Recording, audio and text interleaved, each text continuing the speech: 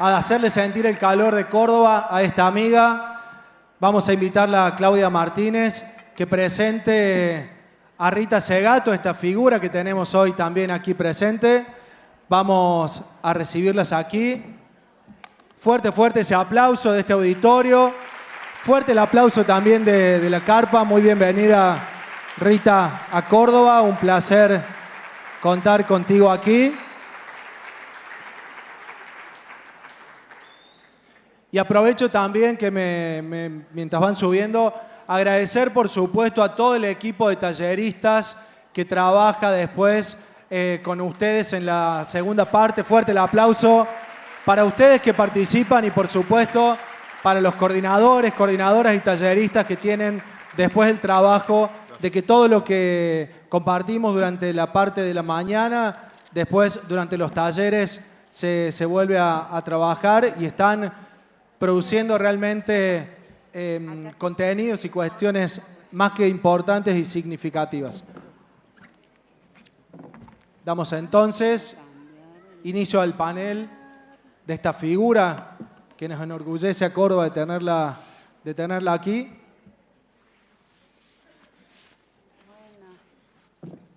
Ando con esta actividad de la mañana, dándonos este lujazo en esta diplomatura y en nuestra provincia de Córdoba. Recibimos a esta maestra que tanto queremos, que es nuestra querida Rita Segato. Este fuerte aplauso, Rita, es un abrazo de todas estas mujeres y varones que te quieren y que te admiran, que te tienen un gran, gran, gran cariño. Qué lindo que es sentir el amor y el cariño. Ahora te voy a ayudar. ¿Alguien le ayuda a ponerle el pañuelo? Vos me vas a ayudar. ¿Alguna de las chicas que venga y se acerque? Dale, Juli. Hay algo, no, la verdad pensaba un montón de cosas para presentarla y es muy difícil. Digo, pueden googlearla. Hay muchas que la conocen y que la vienen siguiendo y hay otras personas que quizás la van a descubrir hoy. La van a descubrir y les va a pasar esto que nos pasa a todas cuando conocemos a Rita. Y quería contarles algo que me llamó la atención, que Rita llegó antenoche a Córdoba, mejor dicho, antes de ayer a la tarde, y cuando llega venía de un largo camino, porque venía de Europa, de dar clases en Bolonia. Después de allí se fue a su querida Tilcara, de paso nomás, y se fue hasta Paraná, que después eso lo vamos a profundizar. Estuvo participando como experta en el juicio contra el ex juez Rossi. El juez Rossi, todavía es juez, no está suspendido. Una locura. Que es el que liberó a Wagner, el asesino de Micaela García, el femicida de Micaela García, y allí estuvo ella como experta haciendo sus aportes para el enjuiciamiento a Rossi. Y después, bueno, fue declarada también honoris causa por la Universidad de Paraná, y en ese recorrido viene aquí a Córdoba porque había asumido un compromiso con todas y todos ustedes. Y bueno, y venía muy agotada y en el medio nuestras amigas del Colegio de Psicólogos también habían pedido su presencia. Y como le cuesta decir que no a Rita, porque ahora la estoy conociendo, no sé, todavía no escucho un no. Entonces hay un montón de amigas que han pedido aquí que yo te transmita, que te quieren invitar a un montón de actividades. Y yo ya les he dicho que este año tiene la agenda llena. Pero bueno... ¿Ya han escuchado hablar de replicantes? Sí. Voy a replicarme porque es imposible. Llegué a un punto en que ya no. No, eso no es puedo mentira. más, soy un ser humano, una persona común. No, bueno, tiene esa cosa. O sea, ella cree que es una persona común y no sabe que no es común. Pero bueno, es algo que la hace maravillosa. Me mato de risa cuando la escucho porque dice cosas que que son muy, muy curiosas. No sos común, Rita. Curiosa. No, pero bueno, en este recorrido, cuando llega antes de ayer en la tarde agotada, se vino en un colectivo de Paraná, y yo entiendo su agotamiento que tiene que ver no con una cuestión física, sino de entrega. La acompaño hasta el hotel, me dice, nos cruzamos un momentito en la farmacia y después me voy a descansar. Me dejó agotada a las 2:30 de la noche. Se fue hasta la marcha porque quería ir a ver qué sucedía. Estuvo ahí con las compañeras. Después se caminó todo Güemes, habló, reflexionó. Vino, como ella dice, necesitaba tocar la tierra, necesitaba estar cerca de nosotros. O sea, para llegar hoy aquí, estar sentada, hizo un largo recorrido y por lo que ella me dice y transmite, no viene solo a hablar, es mentira que se repite. Cada una de sus palabras, aunque se repitan, nunca son exactamente iguales. Y esta es la característica que ella tiene, que no le gusta dar conferencias magistrales, aunque sea una maestra. Yo veo muchas ahí que tienen el papel y la lapicera porque uno le toma apunte, Rita. Uno la ve en YouTube y escribe, porque después uno se queda con esa frase pensando. Y cada palabra que dice es para un título periodístico, para un título de un libro, para un proyecto de investigación. Son conceptos muy fuertes los que plantea Rita. Entonces, cuando fuimos a convocarla para venir aquí hace como un año, y ella es como informal, y voy transmitiendo todo esto para que conozcan tu parte íntima, porque la parte pública por ahí la conocen todos. Y me la encuentro hace poco en Cuenca y le digo, preocupada, a ver si va a venir, porque muchos panelistas, expertas y demás se comprometen y después por distintos motivos no pueden. Y ella me dice, no, dice, yo cuando doy mi palabra, cumplo. Yo voy a hacer todo para estar ese día en Córdoba. Y es así que después de ese largo camino estás aquí y se aplaudan y dense este gusto. Porque tiene que ver con un compromiso personal de Rita. Bueno, y les quería contar todo esto del recorrido que hacíamos porque ella... Tiene que ver con la vuelta a mi país. Tiene que ver con eso.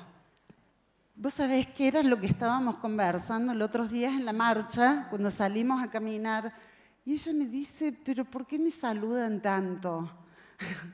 No toma dimensión lo que significa y lo que representa. Dice, ¿viste cuánta gente que me conoce? Bueno, le digo, sos Rita Segato, o sea, no es poca cosa. Y lo que nos llamaba la atención, que muchas chicas jóvenes, muy jovencitas, pero la veían de lejos y venían corriendo a besarla, a saludarla, a sacarse una foto. Y esto es lo llamativo, que después de casi 40 años que te fuiste de la Argentina a vivir a Brasilia. No, me fui a Venezuela. Sí. Después Irlanda, 5 años. Después Brasil, después Estados Unidos, después Brasil. No fui a un solo país. No, además voy a contar otra infidencia. A veces dice, va por tantos lugares que no sabe dónde está, porque es increíble todos los días viajando a un lugar distinto. Pero lo que para mí es fundamental es haber podido recuperar el lugar que perdí en mi país. Entonces, lo que hago acá para mí es lo principal.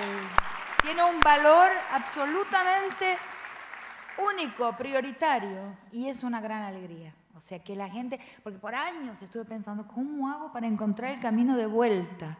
¿Cómo hago para encontrar, con todos los defectos? No es porque este país sea mejor que ninguno, no. Pero en 2001 me empezó a dar una fiebre, en 2001, entonces le decía que me estoy volviendo, y mis amigos me decían, pero vos sos loca. ¿Y por qué vos querés volver acá? 2001, ¿no? Me empezó a dar esa fiebre en noviembre de 2001, no fue cuando las cosas estuvieron un poco mejor. Y yo, ¿qué te pasa? Entonces empecé a, ¿qué les puedo contestar para que no me pregunten, para que me dejen en paz? Y me dejen yo soñar con lo que me da ganas de soñar. Y inventé la siguiente respuesta. Le dije, porque es el único lugar donde me puedo encontrar con mis fantasmas por la calle. Wow. Entonces, nadie más me dejaron en paz. Entonces, esa es la felicidad. Estoy muy feliz por eso. Me da un cierto trabajo, ¿no? Pero estoy contenta.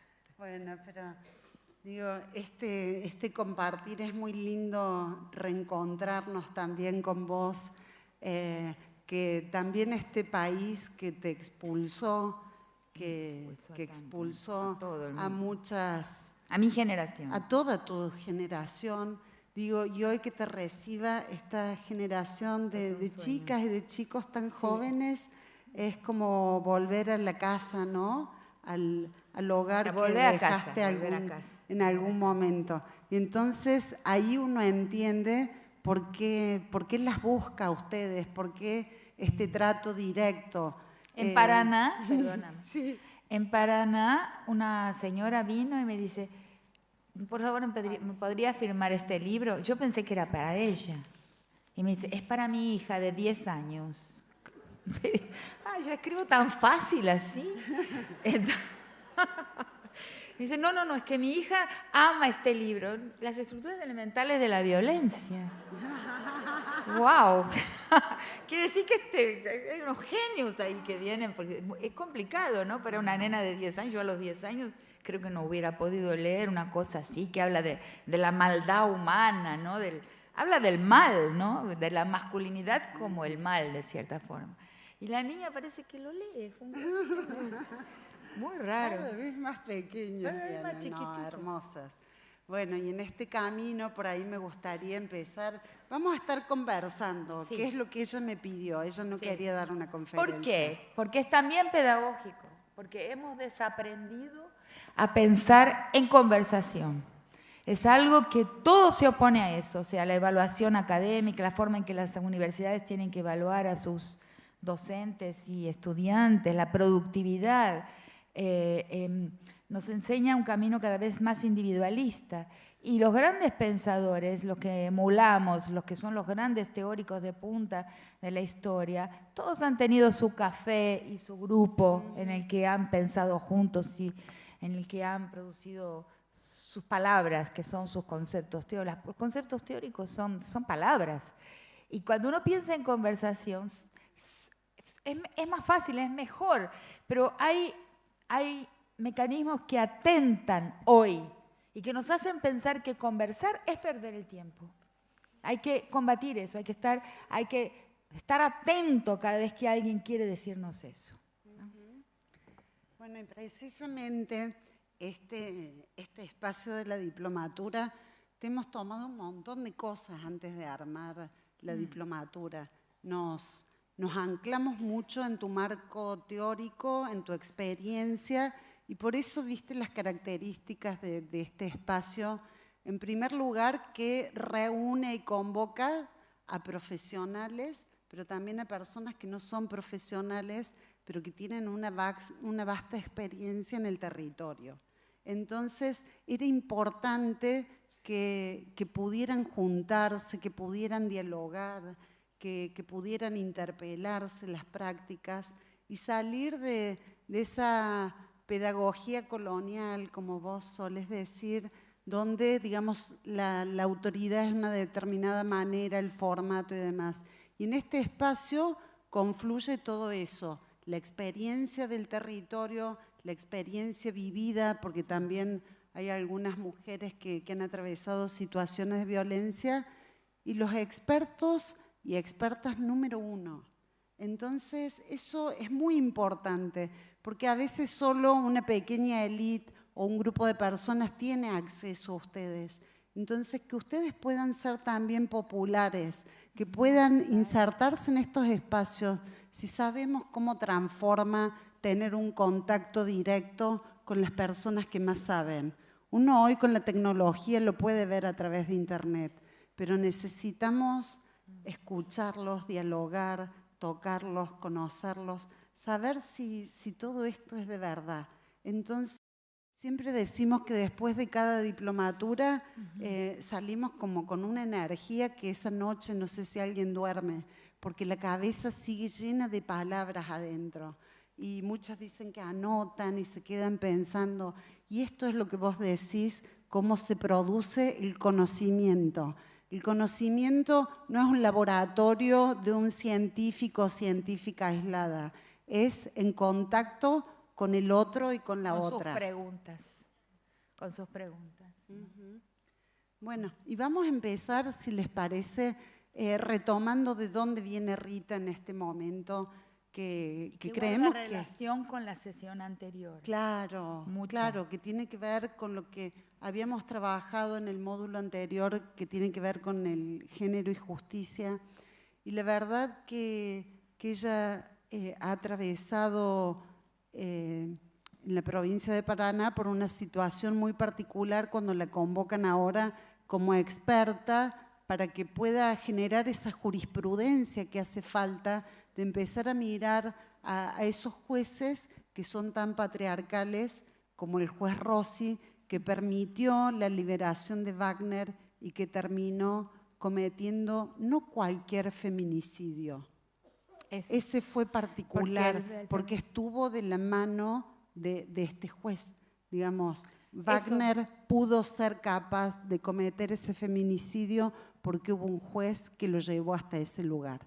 Y de eso me gustaría que nos compartas cómo fue tu presentación, toda esa fundamentación y también cómo lo viviste. Claro, muchas cosas que están en diálogo con lo que se dijo aquí. La sesión me encantó, ¿no? La exposición de los psiquiatras y psicólogos que me antecedieron. ¿Por qué? Porque forma parte de lo que vi y tuve que examinar en este jury. Jury se llaman los juicios, los tribunales que enjuician a un juez. Es muy difícil de obtener y la gente de Paraná, una abogada que se llama Candela Besa y que representó ante la Fiscalía a 80 organizaciones, que todas ellas, Paraná es un lugar muy particular, quedé muy encantada. Hay una asamblea de mujeres, gays, lesbianas, travestis, transexuales, 80 organizaciones de todas esas disidencias del patriarcado, porque es la manera en que las podemos llamar, se organizan en la Asamblea de Paraná. Y son 80 organizaciones que entonces le encargaron a Candela Besa, una abogada feminista y de derechos humanos, que armara un caso contra el juez y que se lo llevara a la fiscalía. Entonces, el fiscal tuvo que acatarlo, pero muy a regañadientes, ¿no? Cuando la noche que llegué a Paraná, vino a hablar conmigo, habló horas hasta la medianoche y puso una cara de feminista, pero cuando lo vi actuar en el jury me di cuenta de que tenía una doble cara, o sea, que conmigo había leído un montón, sabía los conceptos, pero ante el jury fue muy tibio, muy miedoso. ¿Por qué? Porque el Poder Judicial es corporativo, o sea, no van a actuar contra sí mismos. Por otro lado, 3 cosas voy a comenzar por decirles. Yo estaba en una situación muy complicada porque ante el Senado Nacional, cuando se quisieron utilizar, nosotras tenemos que ser conscientes de todo eso, esto hay que analizar un contexto complejo. En 2017, la secretaria de Seguridad Pública pidió una ley que en parte pasó, no sé si exactamente igual, para suprimir completamente la libertad condicional. Entonces yo fui llamada como experta ante el Senado Nacional, en la que el poder punitivista, reaccionario, quería utilizar el sufrimiento de las mujeres para recrudecer las penas. Mi exposición fue coherente con la posición de alguien que trabajó años en una cárcel, que fue la cárcel de Brasilia, de donde parte mi mis textos de las estructuras elementales de la violencia y todos mis textos sobre violencia de género, violencia sexual también, de género y sexual, que fue de las entrevistas a violadores por muchos años con estudiantes en la cárcel de Brasilia, donde fui profesora en la universidad durante 32 años. Entonces, de ahí yo salgo con una posición anticarcelaria y antipunitivista. Inclusive escribo un texto que no es parte de ninguno de mis libros, pero que anda en internet, mucha gente lo lee, gente interesada en el tema carcelario, que se llama El sistema carcelario como pedagogía de la irresponsabilidad, y el proyecto Habla Preso, el derecho humano a la palabra en la cárcel. Entonces yo también estoy dentro del activismo anticarcelario, pero también soy feminista. Entonces, en el juicio a Rossi se coloca la gran dificultad de articular estas dos posiciones. Una posición que es garantista y que, a diferencia de muchos de los feminismos con los cuales no me alineo, es una posición que cree que todo ser humano está en el tiempo y puede cambiar. Solo hay que darle las condiciones de las que estaban hablando nuestros compañeros que hablaron en la sesión anterior. O sea, hay que darles una cárcel que les permita llegar a la palabra reflexiva, o sea, que les permita reflexionar, o sea, verse en el espejo, un instrumento que últimamente estoy llamando el espejo de la reina mala, o sea, que es un espejo femenino. Nosotras, en los cuentos de hada, es la reina la que tiene un espejito que cuando ella le pregunta, ¿actué bien? No, desastre. ¿O soy buena? No, malísima. Ese espejo es un instrumento de las mujeres. Las mujeres tendemos más, no todas, porque hay mujeres extraordinariamente patriarcales y hay hombres femeninos, o sea, por eso se crea hace ya en los años 60 y en los años 70, ¿no? El principio de los años 80 comienza a circular la noción de género, para decir que no es nuestro cuerpo que va a determinar si tenemos una personalidad femenina o masculina, porque el género se separa de la determinación biológica con la noción de género, hace mucho tiempo atrás. Entonces hay cuerpos que son masculinos, pero que tienen una personalidad vincular, amorosa, existe. Y hay cuerpos que son de mujer, cuidado con eso, y que quieren el poder, quieren el atesoramiento del poder, quieren dominar. Entonces, lo que no tenemos muy claro es que mujer y feminidad no son la misma cosa. Lo que pasa es que el cuerpo de mujer es un ícono, como en el computador los íconos, es un signo de que ahí se encuentra lo femenino. A veces no se da. Margaret Thatcher era una mujer. Ella es la que abolió las creches, las guarderías infantiles, para que las mujeres no pudieran salir a trabajar a la calle. O sea, Condoleezza Rice era una mujer, ¿no? Entonces no hay una garantía en el cuerpo, no la hay. Y eso es algo que el feminismo incorporó hace muchísimo tiempo. Y ahora hay muchas feministas que quieren desconocerlo, pero fue algo que fue una gran conquista, decir que mi cuerpo no determina mi sexualidad, ni mi personalidad, ni mi sentimentalidad, ni una serie de otras cosas. Ni la profesión que puedo tener, ni mi papel, ni mi rol. O sea, no está determinado ahí, se suelta. Ahora, para muchas mujeres y en muchas familias, eso es un yeso. Tiene que ser un yeso. Cuerpo, papel, sexualidad, personalidad. Pero no es un yeso, en realidad no lo es. Bueno, entonces, en ese juicio tuve que pensar por qué yo quería que el juez Rossi no soltara a Wagner si mi posición es anticarcelaria y antipunitivista. No fue fácil pensarlo, pero yo tenía una convicción. Wagner no podría haber estado en la calle, porque al poco tiempo mató. Igual que el juez, eso pasó antes, con un juez que se llamaba Axel López, al cual Zaffaroni, que fue mi amigo durante 29 años, y el año pasado le retiré mi amistad. ¿Por qué? porque ha tenido inteligencia suficiente, extraordinaria, para elegir, para optar cómo se piensa la cárcel con relación a la raza, a la clase. O sea, él escribió un libro maravilloso llamado En busca de las penas perdidas, donde él va a decir que las cárceles son la continuación de la colonialidad, un neocolonialismo, o sea, un lugar donde se encierra en verdaderos campos de concentración a los pobres y no blancos. Eso entonces lo pudo pensar muy bien y muchos enseñamos su obra en este sentido de la necesidad de un garantismo para los vulnerables en la sociedad, que son los que llenan las cárceles. Las cárceles no están llenas de empresarios blancos y ricos, no, eso es un hecho, aunque son bien ladrones, ¿no? Pero no, si uno ve la imagen, así la foto de la cárcel en ninguno de nuestros países, es ese tipo, esa figura no está ahí. El negro tumbero, el negro villero está en la cárcel. Entonces, Zaffaroni lo ve muy bien y genera toda una bibliografía para poder hablar de eso, y ahí se genera primero una posición abolicionista del sistema carcelario y después una posición garantista, o sea que se necesitan garantías constitucionales para los que están ahí, porque son vulnerables en la sociedad.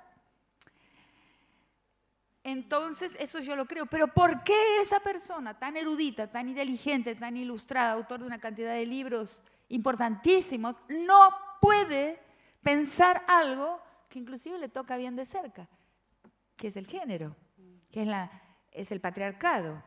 No lo puede pensar. Y en un artículo que publica en Página 12, con el cual me insurgí completamente, porque si tuviera pocas luces, lo perdonaría. Porque el tema de género es uno de los temas más complejos y que necesita una sofisticación intelectual mayor que cualquier otro tema. Es difícil de entender porque estamos todos inmersos. Es el aire que respiramos, o sea, es la atmósfera en que vivimos. Como se dice en la antropología, el pez no ve el agua. Y entonces el tema de género, el patriarcado es el agua en que nadamos, es el aire que respiramos. Es muy difícil poder hacerlo visible, colocar un vocabulario que lo transforme en algo que podamos ver, porque no hemos conocido otra realidad. No existe alternativa. Nuestra agua es esa. Entonces, un esfuerzo extraordinario. Entonces, si ustedes van a las librerías, a las grandes librerías del mundo, en las grandes metrópolis del mundo, que no están en nuestro continente, cuidado con los engaños. Es muy importante saber que nuestro continente es una colonia, ¿no? Es un continente colonial, es un continente de negros y que ninguno de nosotros es blanco, ninguno, ni siquiera los cordobeses. No. Por supuesto que no, orgullosamente. Porque me he dado cuenta de una cosa que me ha espantado en las varias veces que después de que he empezado el retorno a mi país, hace unos 8 años y medio, empecé a conocer el país. O sea, hablo sin acento, creo, con poco acento, pero soy una extranjera, me fui con 23 años. Entonces empecé y Córdoba es la provincia más racista de todas. No les queda, yo tengo sensores para eso. Lo que lleva a los cordobeses a un gran equívoco, porque no son blancos. Para nosotros, capitalinos, son provincianos. Entonces, todo eso es relacional. Lo que quiero mostrarles es que ahí hay una relación y que si no nos miramos en el espejo de la reina mala, no nos damos cuenta de esa relacionalidad, ¿no? Jerárquica que ha impuesto el proceso de conquista y colonización en nuestro mundo y que el Estado Nacional permanece colonial. Entonces todo eso que parece que es otro tema, pero no lo es, porque ahí entra el tema del criollo, todo eso, que es lo que planeamos aquí. Pero déjame seguir. Sí. Entonces, a veces pierdo el hilo, pero yo sé para dónde me dirijo. Ella va escribiendo. Entonces, ¿cómo defender esta posición antipunitivista y al mismo tiempo... ¿Y por dónde comienzo? Justamente tiene que ver completamente con la sesión anterior, porque lo que el juez Rossi desoyó es eso. Me leí 19 documentos en los que las autoridades institucionales de la cárcel, o sea, el defensor público de Wagner, y las autoridades carcelarias decían, tiene buena conducta, o sea, mirado desde un ojo exterior, tenía buena conducta. Pero todos los psicólogos y psiquiatras le decían al juez, no se puede soltar porque nunca ha aceptado la responsabilidad, no ha realizado ningún tipo de autoexamen, todo lo que escuchamos antes, un minuto atrás. Eso, en ningún momento él se expuso a la transformación o ni siquiera al deseo de transformación como estos dos maravillosos personajes que escuchamos hablaron, me volví bueno. No, yo lo encontré lo mismo en la cárcel. Quiero hablar de eso porque me sorprendió cómo esta dificultad de decirse bueno que tienen algunas personas es dostoyevskiano, o sea, la culpa precede al acto. O sea, la culpa del agresor ya está en él inscripta desde mucho antes. Entonces, él va a realizar una culpa que trae al mundo. Es como un destino prefijado. Es difícil entenderlo. O sea, la persona... Entonces, tiene que encontrar un camino de redención que no está en el cielo, pero que está acá, o sea, cerca de él, y que depende de las palabras, depende de un vocabulario. Enseguida vuelvo a esto, se me acuerda. Entonces, Wagner nunca buscó ese vocabulario, que es el camino hacia poder decirse bueno. Nunca uno es bueno, pero es querer serlo. Y ahí se empieza un camino. Él nunca afirmó nada de esto. Entonces los psicólogos le decían, los psiquiatras, asistentes sociales, todo el equipo carcelario, le decía al juez Rossi, no puede salir, no puede salir.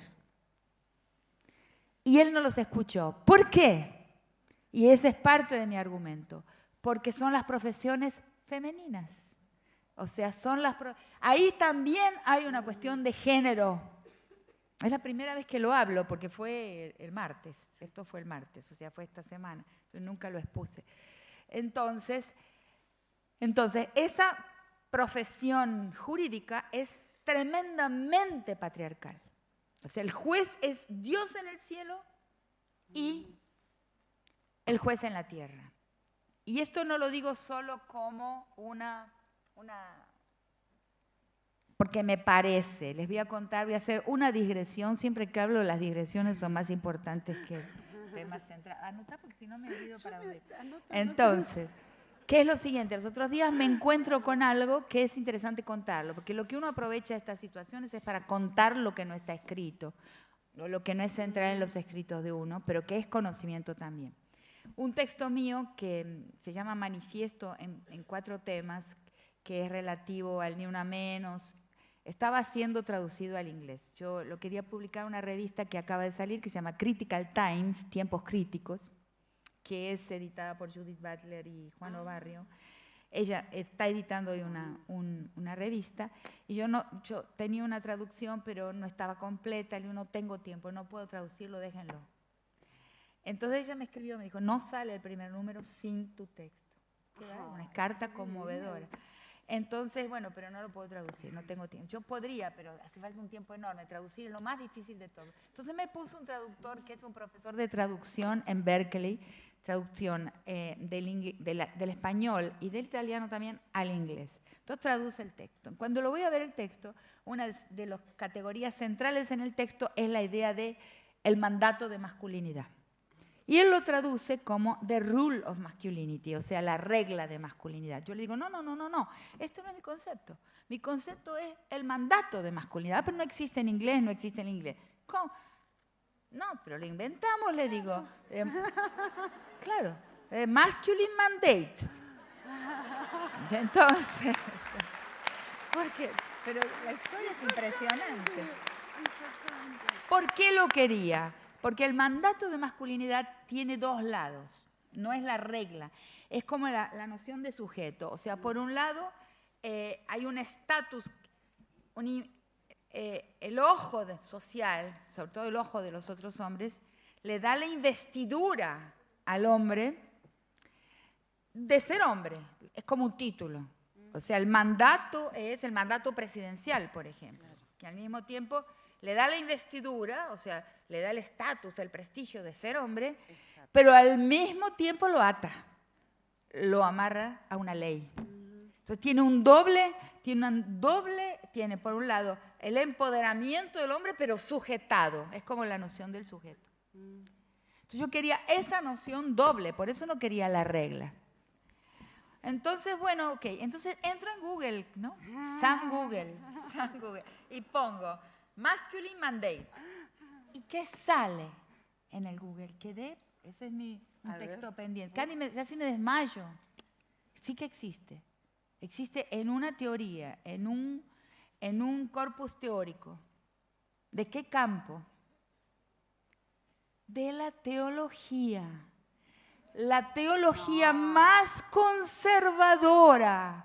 Tiene hoy un libro que es una especie de bestseller de los teóricos teólogos del hiperconservadurismo, que es el mandato divino de masculinidad.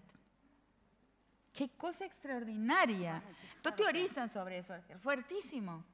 O sea, todos los fundamentalismos, eso que vemos ahora surgir, que están reaccionando contra el desmarque del patriarcado por parte de muchísimas mujeres, que se va a caer, pero muchos hombres también se van dando cuenta de que el mandato de masculinidad es su enemigo. Estos dos personajes que vimos aquí se dieron cuenta de que el mandato de masculinidad es su enemigo vital, los va a destruir, los está destruyendo. Los violadores también se dan cuenta de que se destruyen en su acto. Los que yo entrevisté se dan cuenta. Entonces, es un mandato tan fuerte como el mandato divino. Lo tenemos inculcado, es el ojo de Dios adentro. Entonces, es impresionante. Entonces, el mandato de Dios, tengo una página, no la traje ahí, pero es así, ¿no? El hombre debe reproducir el mandato, la dominación divina sobre su ser la debe reproducir al mundo. Y eso es lo que hay que hacer, porque es un mandato divino. El mandato de masculinidad en esa teoría teológica aparece como mandato divino. Es muy difícil, digamos, es canónico, ¿no? Es dogmático, ¿no? Muy difícil lidiar con eso, ¿no? Para una gente que va a ser criada dentro de ese fuego, o sea, en ese calderón va a ser forjada ahí.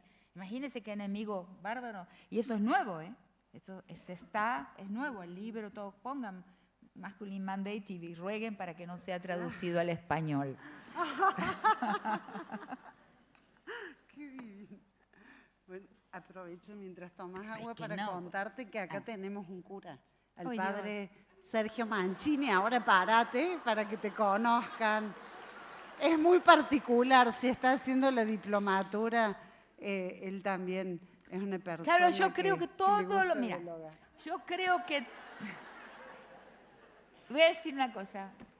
Yo creo en todo. Creo en todos los orishas, en primer lugar. Creo en las vidas pasadas, en la reencarnación. Creo en los fantasmas. No se rían porque es verdad. Creo en el horóscopo. Creo en los espíritus de las aguas, de la tierra. Pachamama. Yo vivo la Pachamama. Hasta en Jesús. Cuando digo eso... Conozco personas, por ejemplo, una personita que vive conmigo muy cercana y que es muy religiosa, evangélica, cuando digo, sí, yo creo en todo, ay, qué bien, doña Rita, yo creo en todo, hasta en Jesús, ay, Dios mío, dice. Porque así no puede ser, porque solo no acepto los monopolios de la verdad. No acepto el monopolio de un solo Dios, una sola verdad, una sola justicia, un solo progreso, una sola forma del futuro, un único feminismo. En eso es que no creo. Los monopolios de la verdad, no. Yo soy pluralista. Estamos de acuerdo. Dice. Qué suerte, entonces. Entonces no creo en el mandato, porque el mandato de masculinidad es monopólico por excelencia. Es un monopolio de la verdad y del bien. Y del Dios. Entonces, bueno, pero no quiero perderme porque voy a un lugar preciso. Sí. Entonces hice la digresión que no que estaba en mis planes, y estaba hablando, Sí. dos cosas que no puedo, unas cositas acá que no puedo olvidar. Entonces, ¿cómo argumentar? Primero decir que el juez fue patriarcal y misógino en la creencia de que él podía pensar solo este caso. O sea, entonces él va a responder, porque no es vinculante, porque las opiniones de psiquiatras y psicólogos no son vinculantes. Yo no soy obligado a cumplirlas. Y eso es patriarcal también, porque la justicia es, en un imaginario muy arcaico, es divina. O sea, hay un Dios masculino, fálico, por detrás de la justicia, y eso es lo que el juez va a encarnar. Y las profesiones de la escucha, que son las profesiones también del cuidado, son profesiones no porque, además mayoritariamente ocupadas por mujeres, pero no exclusivamente, pero como instituciones y como profesiones, por su cercanía, por la escucha, por su contención, la contención que ofrece, son profesiones femeninas. Y ahí, en ese desprecio del juez Rossi por el esfuerzo de los psiquiatras y psicólogos por escuchar a Wagner, no los respetó. Entonces también ahí hubo, el patriarcado actuó. Y lo soltó. Y mató justamente ese feminicidio, un feminicidio que le dolió a toda la sociedad. O sea, la sociedad que siempre se esquiva del dolor de la agresión de los hombres a las mujeres, de la mujer agredida, se esquiva disminuyendo la disonancia cognitiva que le causa el hecho de que una niña, una mujer, una joven desarmada es violada, capturada, tratada y feminizada. La sociedad le duele, pero siempre ahí coloca la sospecha moral, o sea, coloca la sospecha moral que pesa sobre las mujeres en las sociedades humanas todas. O sea, no, la modernidad, no en todas.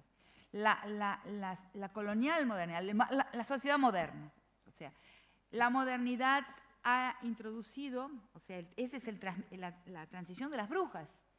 La transición a la modernidad, que es la quema de las brujas, introduce y consolida para siempre en la modernidad la sospecha de la mujer. Entonces, ¿qué usa la sociedad para ampararse del dolor que le causa una muerte y una agresión tan injusta como es la violación de una gang, de un grupo de hombres, la violación en los medios cuando se reproduce virtualmente ese tratamiento de ese cuerpo, la trata y el feminicidio? ¿Qué hace para defenderse? Lo resuelve colocando ahí que, bueno, cómo iba vestida, por qué estaba a esa hora en la calle. Eso es para disminuir el dolor, es un gesto, como un gesto automático para defenderse del dolor y de la irracionalidad de estas muertes, porque no son muertes racionales. Por eso, una de las cosas que descubro en la cárcel con los presos es que la violación es opaca a su perpetrador, ¿me entienden?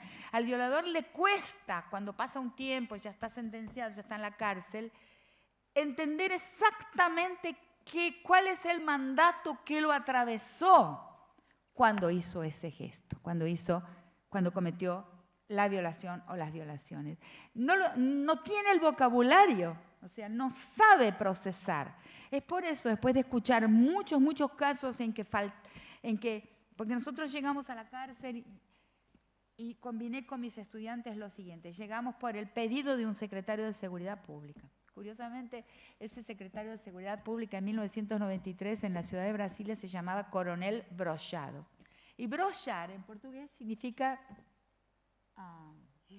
¿cómo se traduce? No sé cómo se dice en español. No, cuando se le cae el pene a un hombre. ¿Cómo se dice? Cuando se le cae... cuando un hombre va a una relación sexual y queda impotente. Sí, pero no es una impotencia constitutiva permanente, brochar es en la situación... Wow. No se erecta. No se erecta.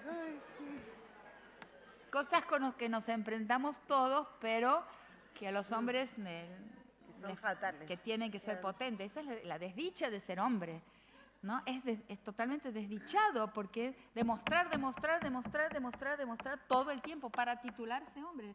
Masculinidad es un título, un estatus. Entonces, para obtenerlo es necesario hacer todo tipo de sacrificios. Claro. Y es precisamente esa potencia de la que vos hablas. Claro, hay que destruir, hay que desmontar eso.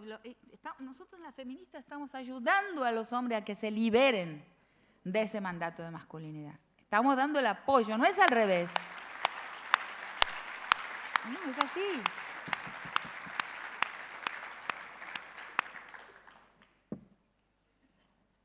Nosotros no podemos destruir un mundo malo con otro mundo malo, ¿no? Como me dijo recientemente, hace un mes, un jefe de la policía de El Salvador, el país más violento del mundo, me dijo así, que las mujeres del futuro no sean los hombres que estamos dejando atrás. Genial, es un genio.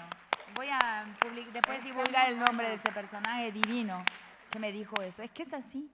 Es así. Y una cosa que aprendí en el mundo de las Islas Británicas, quizás la más importante, es que nunca dos males hacen un bien. Entonces nosotras las mujeres, si queremos construir otro mundo, tenemos que pensar desde cero. No vamos a querer el mundo de los hombres, ni el poder de los hombres, ni vamos a imitarlas, ni siquiera, yo creo personalmente, que ni vamos a entrar en las instituciones masculinas. O sea, ni vamos a hablar como los hombres hablan. Yo hablo así. Los otros días hace un tiempito, hace 2 años me habían invitado a hablar acá en Córdoba, a Duke, y me lleva a hablar a la Academia de Ciencias de Córdoba. Cuando entro ahí, uy, qué lugar horrible. La manzana jesuítica. No me había preparado, parece que hay unos tronos, que son unos tronos de terciopelo violeta, bordó. Y un estrado y el público formal ahí abajo. Entonces yo entré y me dio esa insurgencia que me da a veces que tiene que ver con la manera en que hablo con 1, con 2 o con 1000, igual. Y le dije, miren, es muy difícil que yo pueda hablar adecuadamente en un lugar como este, porque yo pienso de delantal y haciendo huevo frito, que además es lo único que sé hacer, ni siquiera. Pero bueno, entonces fue chocante, porque nosotras mujeres tenemos que hablar, nosotras hablamos así, o sea, lo nuestro es inmediato, es pragmático, ¿no? Es conversado, es cercano. La historia de los hombres, por razones que son de la historia de la masculinidad, es distante, es burocrática, porque los hombres en las sociedades tribales, a lo largo de muchísimo tiempo, cuando la división del trabajo por sexo fue muy, muy, muy marcante, el hombre estaba a cargo de la parlamentación política y de la guerra. Entonces, ahí se genera una historia, y nosotras, nuestra politicidad fue una politicidad en la cocina, pero no menos política, porque solamente en el tránsito a la colonial modernidad es que la cocina y el espacio doméstico se privatiza y se transforma en un espacio íntimo, de la intimidad. Antes no, era cocina, pero de privado y de íntimo no tenía nada. Entonces los modernos decimos, ay no, mi vida privada, ay no. Eso es un error, ahí morimos las mujeres. En la privatización del espacio doméstico, de la familia nuclear, en ese valor de la intimidad que los europeos y los norteamericanos defienden, o sea, se llevan un abogado a la almohada. No, que el abogado esté en mi almohada para así me defiende de mi marido. Yo creo que eso es absurdo. Yo creo que eso no va por ahí. Para nosotros, sobre todo, no va por ahí. No es el Estado que nos va a defender de mi marido, si no sabemos defendernos. Es una cosa que también les dije a los jueces en ese sentido, sí, porque el juez, el presidente del tribunal, me quiso inhibir, ¿no? Me dijo, ¿usted tiene algún interés acá en este juicio? Sí, le dije. Ah, ¿qué interés tiene? Justicia, le dije. Entonces, que no pude decir más nada. Entonces, sabía con quién me estaba enfrentando, con mi cara de buena madre de familia, de señora mayor, pero me traje mi papelito escrito, porque no quería que me desviaran en ninguna dirección. Entonces, cuando empiezo a leer, se enfadaron, esta señora nos va a leer acá. Entonces, el presidente del tribunal, el doctor juez Carlomagno, se llama de apellido, ¿Qué apellido? Ese apellido es destino. Y me dice, usted entiende lo que estamos haciendo acá, ¿no? Entonces, le dije, sí, nosotros estamos haciendo acá un ejercicio pedagógico. Porque si la ley no es pedagógica, si la ley no hace con que cada persona, cada mujer y cada hombre también no sean jueces en su propia vida, o sea, no puedan levantar un dedo acusador y le puedan decir a su marido, vos me estás sometiendo a una violencia moral o una violencia financiera, o inclusive en el campo, algo que no está en las leyes, una violencia alimentar, porque los hombres comen primero y comen el churrasco, digamos, y si sobra comen cuando hay épocas de carencia, y eso no está en ninguna ley, pero eso es real para América Latina, y se podría llamar violencia alimentar. O sea, si eso no tiene nombre y esa persona no se vuelve juez en una relación en que la palabra interviene y puede defenderse y puede acusar, la ley no tiene vigencia, no obtiene nunca vigencia material. El Estado no es suficiente para proteger a las personas. Eso es lo que estamos viviendo. Hace un poco, cabe algo en algunos lugares, por ejemplo, lo que he visto acá de la Casa Mujer, del Polo Mujer, que lo he visto también en otros países, lo he visto en El Salvador. Creo que aquí funciona particularmente bien. Está a full, o sea, está lleno de gente, es un hervidero. Es lo máximo que un Estado puede hacer. Pero el Estado no puede sustituir la autodefensa que es la reconstrucción del tejido social, del tejido comunitario, de la ayuda mutua, de la reciprocidad. Es la gente. El Estado, un buen Estado, tendría que hacer lo que ningún Estado hace: promover la reconstrucción del tejido comunitario.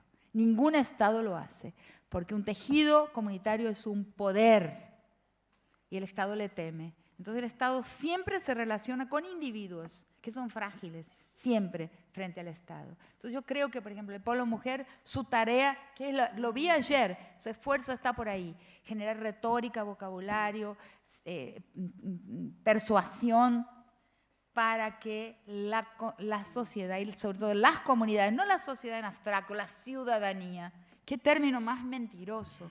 No existe ciudadanía, mucho menos en nuestros países. No hay eso.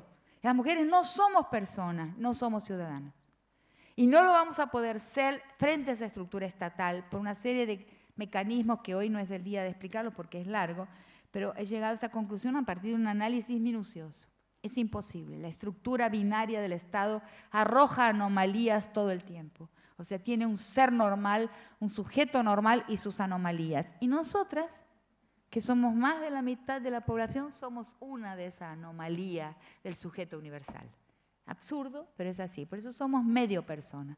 Entonces, mi argumentación en el tribunal empieza así: un crimen menor. ¿Por qué? Porque lo que se mata ahí no es un ciudadano.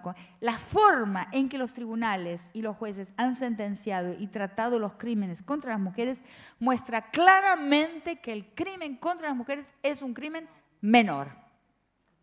Está probado por las sentencias. La manada, por ejemplo, en España. Y no es solamente en nuestro continente. Entonces, ¿cómo se sale de eso? Haciendo otro tipo de política, que es una política de retejido comunitario, retejido amistoso, proximidad. Hay que pensar muy bien, o sea, la tarea pendiente de todas. Mi contribución se puede resumir en un párrafo sobre eso, muy poquito. Por eso es una pregunta abierta. ¿Cómo sería? ¿Por qué? Porque en los años 60 y 70, las mujeres dijimos, lo personal es político. Y transformamos lo personal, transformamos nuestras vidas, nuestra afectividad, nuestra sexualidad, nuestra forma de vida familiar, pusimos a varios maridos a lavar los platos, hicimos una cantidad de transformaciones, estudiamos las profesiones masculinas, entramos en la policía, entramos en el ejército, empuñamos armas, o sea, fuimos a la guerra, una cantidad de cosas intentando transformar lo personal, la construcción de nuestra persona. Pero nos olvidamos de algo que es tan central como eso, que es transformar la política. Eso no lo hicimos. La política permanece igual. Entonces, ¿cómo sería domesticar la política? ¿Cómo sería Y eso es lo que está pasando en las calles. Esa erupción en las calles es la erupción de la cocina en la calle, es la erupción del vanity, ¿cómo se llama el lugar donde las mujeres se maquillan? El toilet. El toilet del lugar, del espacio donde es la erupción del espejo frente al cual nos maquillamos en la calle, ¿no?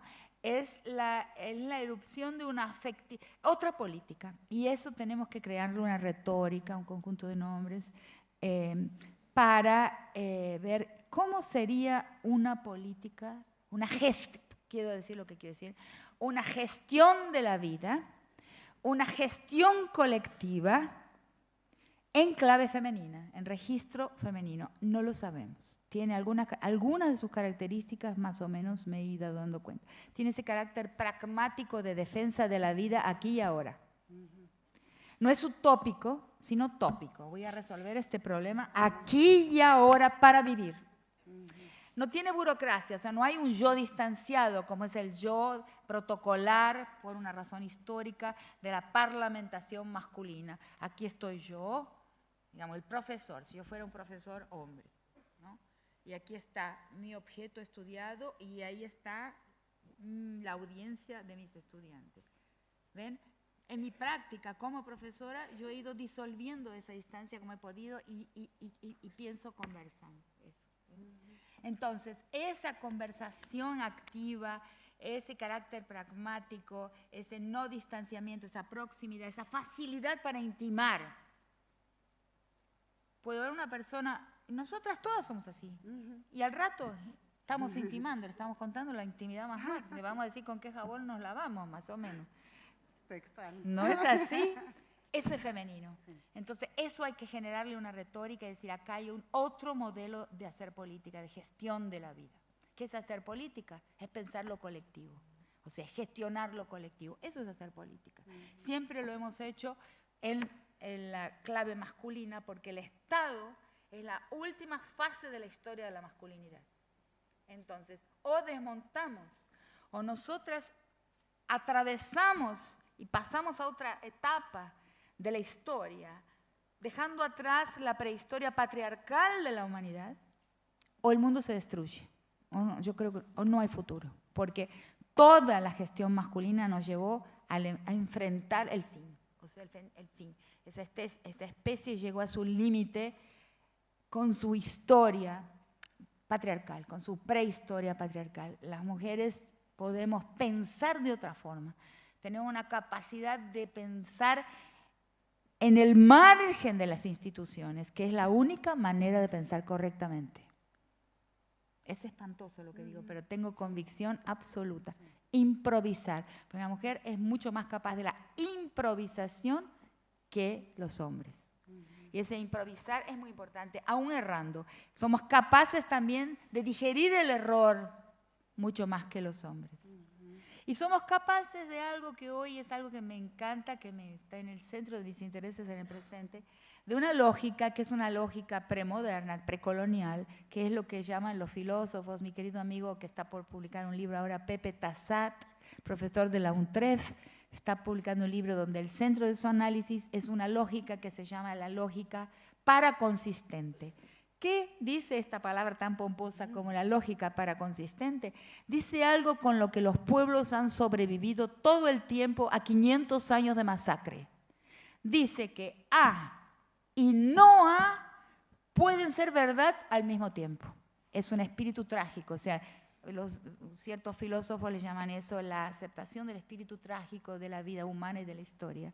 O sea, no es necesario ser completamente coherente. Es más, la coherencia llega al monopolio, o sea, nos conduce a una visión monopólica de la verdad.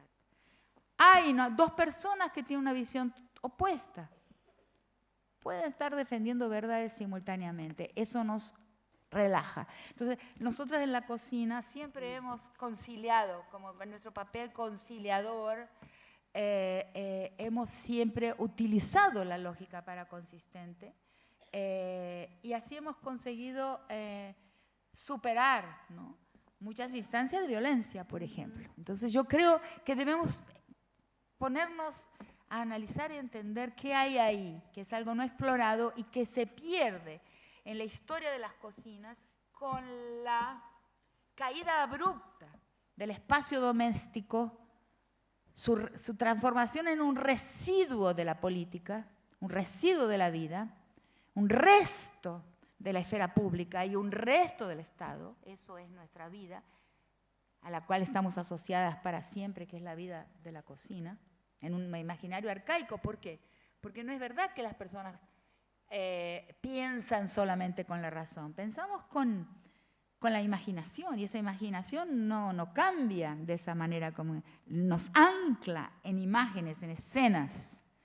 Entonces estamos ancladas y siempre residualizadas. Es por eso que nuestra queja, es por eso que se constata una y otra vez que el Estado no tiene orejitas que consiguen oír la queja femenina. Nosotras mujeres le presentamos una queja, una reclamación, una reivindicación al Estado y no llegamos a destino. No, nuestra reclamación no llega a destino. Es como si los ojos, porque hay una inconmensurabilidad ahí. Nuestro mundo, nuestra sentimentalidad, nuestra experiencia y nuestra historia. Lo que estoy hablando, lo que estoy queriendo decir aquí, es que no se trata de biologías, como dije al principio, sino de historias diferentes. El espacio de las mujeres y el espacio de los hombres, la historia de la feminidad y la historia de la masculinidad, son dos historias distintas que se van entrecruzando, pero que no son la misma.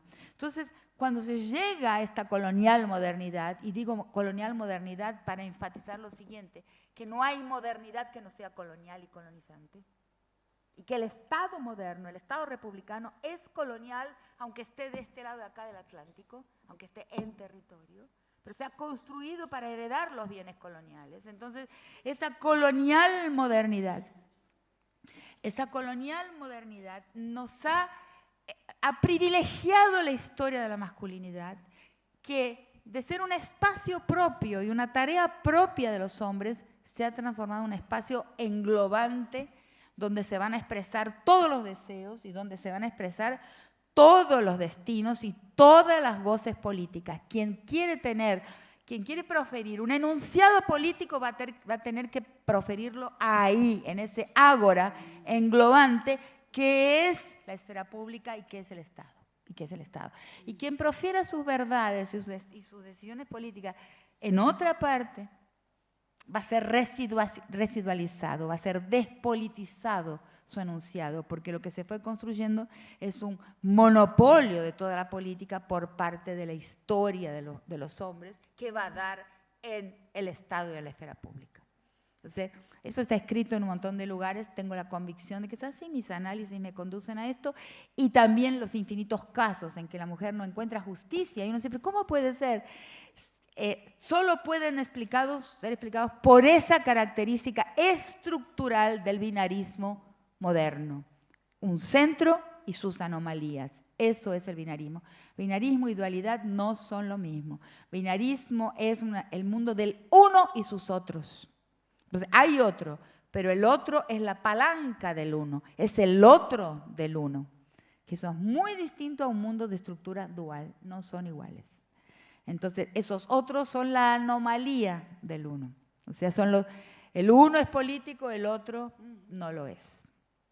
No profiere enunciados políticos. Cuando quiere entonces hablar, hacer política o funcionar adecuadamente en instituciones que son políticas, que son dotadas de politicidad, va a tener que hacer un ejercicio de travestitismo, va a tener que burocratizarse, distanciarse, no improvisar, va a tener que hacer un ejercicio institucional que no se parece en nada a esta manera de hablar que tengo yo, por ejemplo, y de abrazarla a cada ratito, a Claudia, que está al lado mío, a quien quiero, decir que la quiero. Todo esto es imposible, es imposible.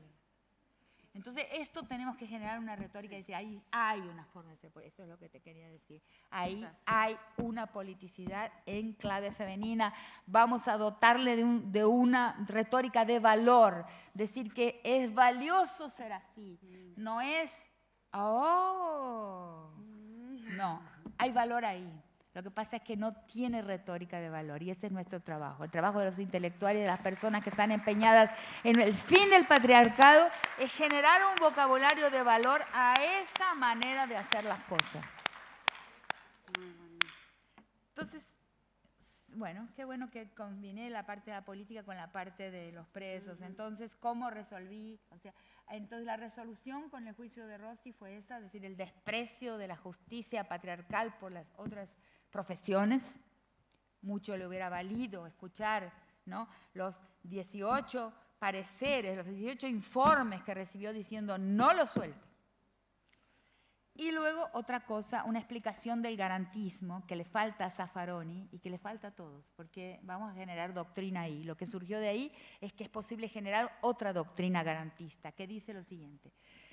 Saben lo que quiere decir garantismo, ¿no? Cuando hay una doctrina dentro del derecho que dice que es necesario dar garantías a los presos, ¿no?, aquellos que son sentenciados, aquellos que son condenados por la justicia. Porque esos presos, como expliqué antes, son pobres y no blancos, o sea, son el negro villero, el negro tumbero. Entonces necesita garantías, si no, como les dije a los jueces, la idea de garantismo sería redundante, porque es obvio que ya existe una constitución. Entonces, es necesario dar garantías. ¿Por qué? Porque ahí se ve, está a ojos vista, de que los presos son la parte vulnerable de la sociedad. Entonces, lo siguiente, ¿por qué? Porque la mayor parte de esos presos son agresores a la propiedad y al sujeto digno, que es el sujeto propietario. Entonces son agresores, en su mayoría, los que están presos, que tienen una posición inferiorizada, vulnerable, subalterna, con relación a sus agredidos, ¿no? Pero en el crimen de género se invierte esa relación, porque y eso es lo que nadie quiere pronunciar, pero es necesario que sea pronunciado, porque la agresión de género es una agresión de poder y de dominación, es un crimen político, y eso es a donde quería llegar. Y les voy a explicar lo que confirma esto que vengo diciendo hace mucho tiempo. Es un crimen político, porque el patriarcado no es una cultura, como sea, la cultura de la violación, la cultura del patriarcado, no.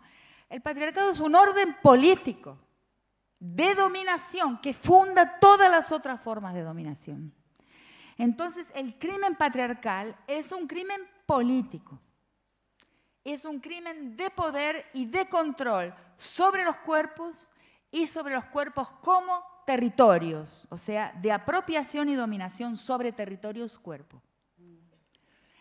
Entonces, ahí la relación a la cual el garantismo, que tiene como precepto por detrás la idea de discriminación positiva y tiene por detrás la idea de acción afirmativa, que son dos ideas de los derechos humanos muy importantes. Los derechos humanos van a hablar de que con relación a aquellos que son los perjudicados por la historia, que son las personas no blancas, ¿no?, y también las personas pobres, ahí estamos también las mujeres. Pero se habla más con relación a los negros, el hacer, por la Convención para el Convenio para la Eliminación de todas las formas de discriminación racial, habla de las acciones afirmativas, cuya base es una idea de discriminación positiva, o sea, discriminar positivamente a todos aquellos que fueron discriminados a lo largo de la historia negativamente.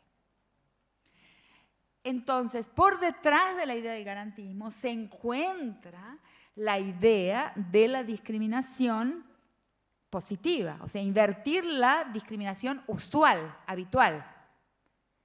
Pero en el crimen de género eso se invierte, porque son crímenes del poder y quien necesita garantías es la víctima y no el agresor, porque es la víctima la que está del lado de la históricamente perjudicada, o sea, la mujer.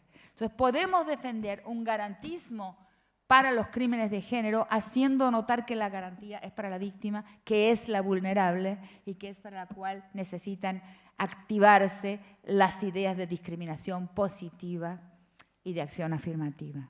Entonces, ahí lo resuelvo con esa idea en el juicio. Los jueces no van, o sea, es muy incómodo que una antropóloga les pueda reformar su idea de garantismo.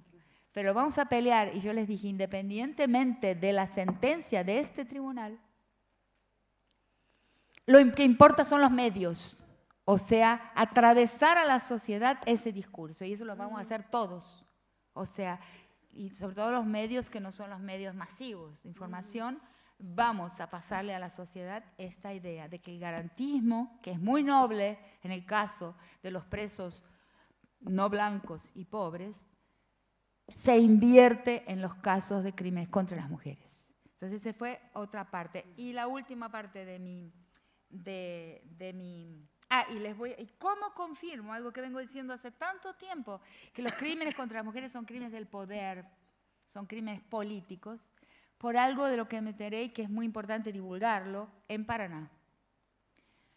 Wagner, cuando vuelve a la cárcel, después del crimen de Micaela, por el hecho de que Micaela, una de sus últimas fotografías fue la fotografía con una camiseta que decía "ni una menos", dentro de la cárcel es premiado, porque en general el violador es castigado dentro de la cárcel. Yo que pregunté cómo, él no lo violaron, o sea, porque hay un orden carcelario, una regla carcelaria de que se viola al violador. A veces se lo mata. Pero en el caso de Wagner no pasó, lo fue premiado. Lo nombran custodio del jefe narco preso, del grande, cabeza narco más importante de Entre Ríos, preso en la misma cárcel, y él tiene la honra de ser su guardaespaldas dentro de la cárcel. Digo, pero lo premiaron. ¿Por qué? Porque su crimen contra una muchacha que era militante del Ni Una Menos se entiende inmediatamente en la cárcel como un crimen político. ¿Entiende la importancia de esta anécdota, de este relato? Es importantísimo. Los otros presos entienden que él ha militado por el patriarcado y lo premian con eso. Afortunadamente fue removido de esa cárcel y mandado a otra cárcel. Pero este dato es rarísimo y nos muestra que estamos hablando de un orden patriarcal como un orden político, del poder. Okay. Wow, qué fuerte. A veces, luego de escucharle a Rita, digo, a veces uno necesita un momento de silencio para ir ordenando todas esas ideas que vas haciéndonos caminar y atravesar.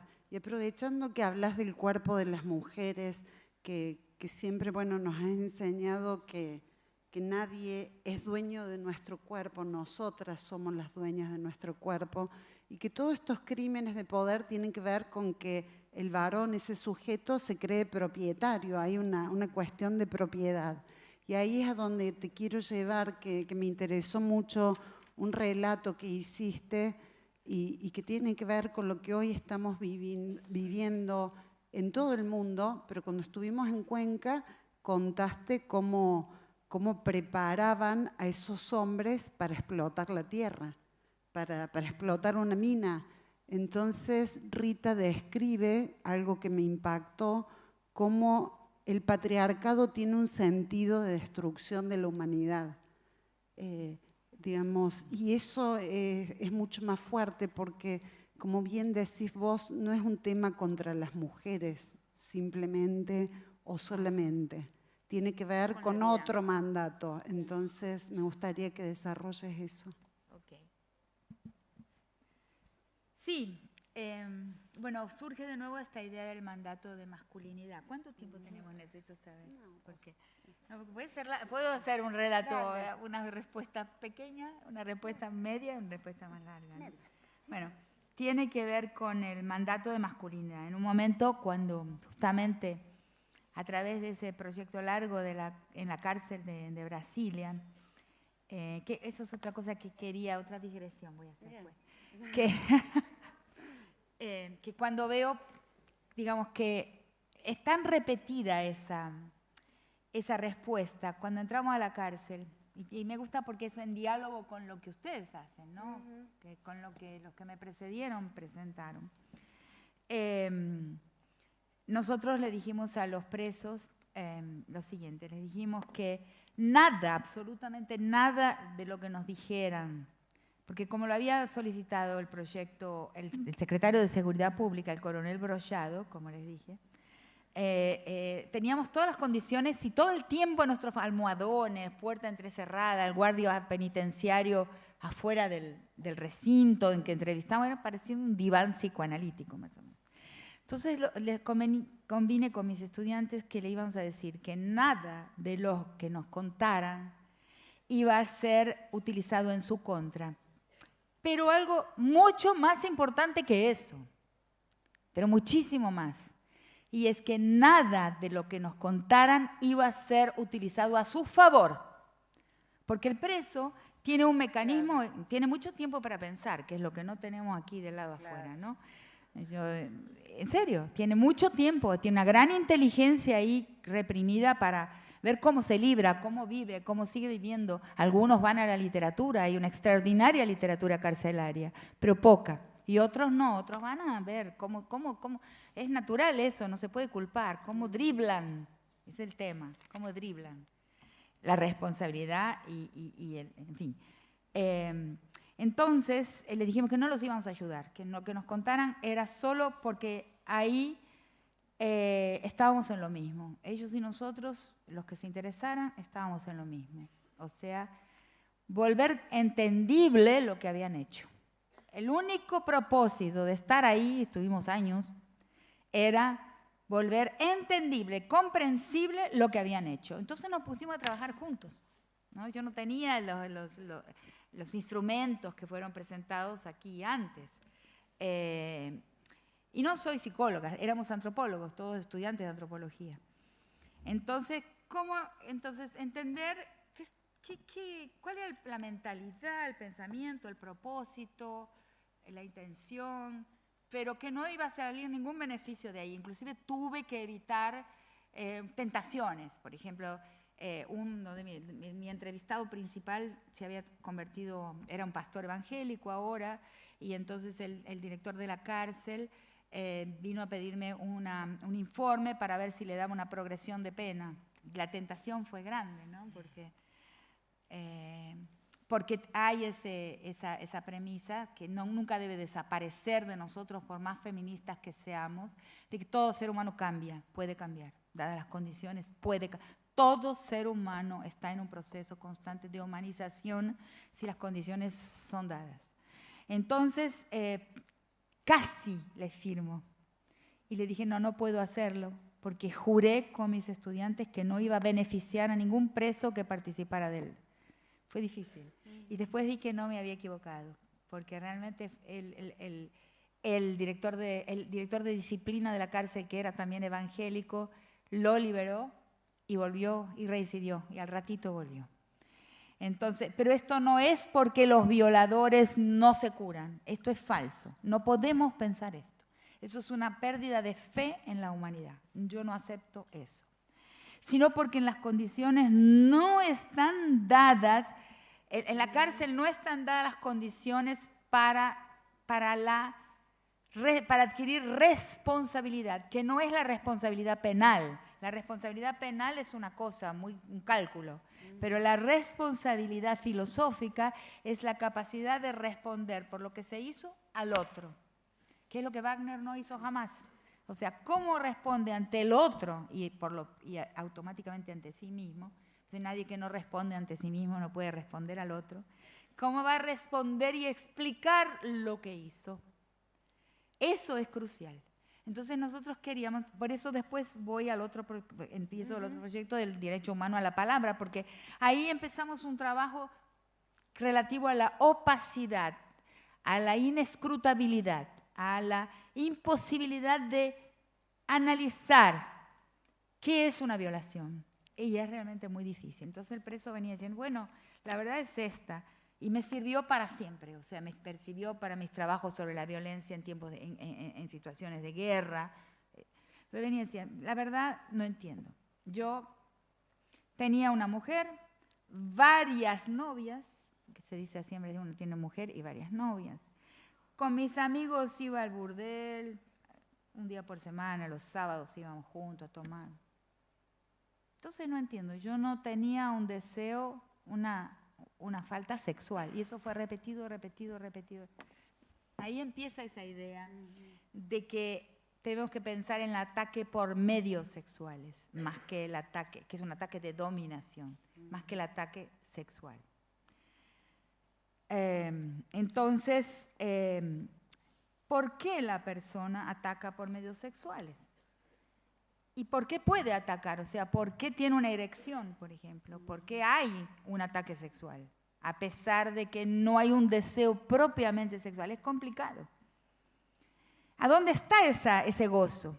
Entonces llego más recientemente al gozo autorreferido, o sea, el gozo narcísico, el gozo de estar teniendo una relación sexual, un acceso sexual a los ojos de los otros hombres. O sea, el gozo está ahí, en esa relación entre hombres.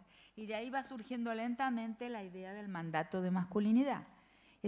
O sea, que en ese momento le llamo del eje horizontal. Hay un eje vertical en las estructuras elementales de la violencia, que es la relación entre el agresor y su víctima, al cual él moraliza. Todos esos que estaban juntos con Patricia Bullrich y ahí los senadores y diputados que estaban, cuando dije, el agresor es el más grande de los sujetos morales, es un moralista.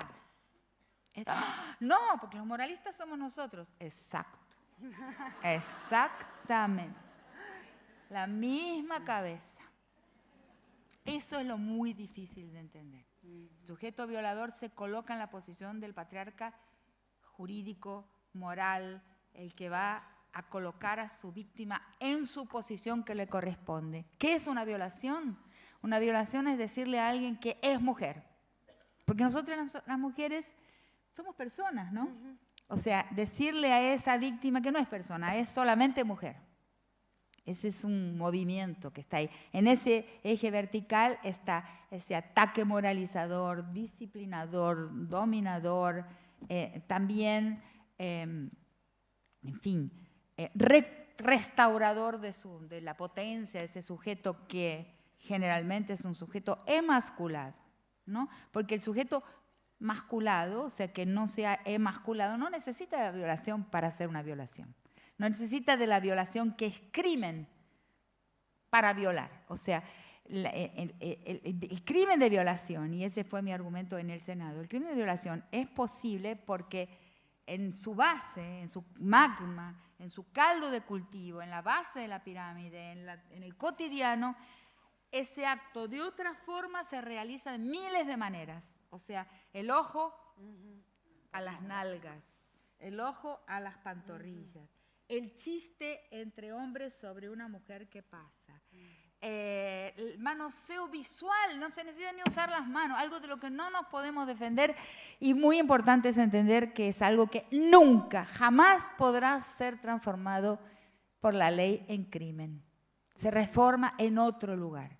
Y si no hay una reforma allí, en ese lugar, nunca dejará de haber crímenes. No existe ejemplaridad de la justicia ninguna. No existe sentencia ninguna capaz de transformar la manera. Por decreto. Eso es una cosa que nos hemos olvidado las mujeres y que una feminista en 1982, hace mucho tiempo, escribió en un ensayo y dijo, no se puede transformar el deseo por decreto. Es imposible. Entonces es un trabajo arduo, cotidiano, que estamos haciendo ahora, por eso surgen los fundamentalismos con toda su fuerza. Lo estamos haciendo ahora, que es, ¿por qué? ¿Y por qué puedo decirlo? Porque nuestros antagonistas del proyecto histórico nos dicen, no, pero están en las calles las marchas de las mujeres por el Ni Una Menos, por el aborto, pero están en las calles también las marchas por la familia, etcétera, mis hijos no, toda esa tontería. Pero hay una gran diferencia entre esas dos marchas y eso es otra cosa que les puedo contribuir. No está escrito en ningún lugar, pero hay una gran diferencia. La marcha por la familia y la ideología de género tiene como mucho 5 años de existencia. Se armó de repente, salió de repente de sus agujeros y se puso en la calle. ¿De dónde salió tan rápido? ¿Quién la puso ahí? Tenemos que preguntarnos. Tenemos que preguntarnos, ¿quién la puso ahí? ¿A qué interés obedece? Porque fue súbito, fue muy poco, en un lustro. y las marchas de las mujeres y el trabajo de las mujeres en los feminismos diversos, un trabajo filigranado, artesanal, en el campo teórico, en las organizaciones, en territorio, en la literatura, en todo lugar, es un trabajo ya de 60 años en esta última fase del feminismo. Entonces son muy diferentes las dos marchas, muy.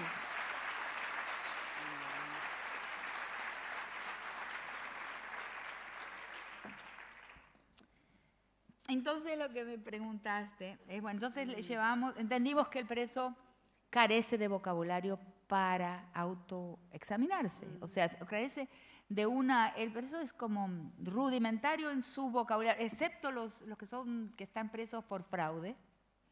Eso es muy cómico, es otro cerebro, ¿no? En la cárcel nos dijeron, miren, solo no entrevisten a los que se llaman en Brasil al 171, al 171, que es el artículo de los del cuento del tío.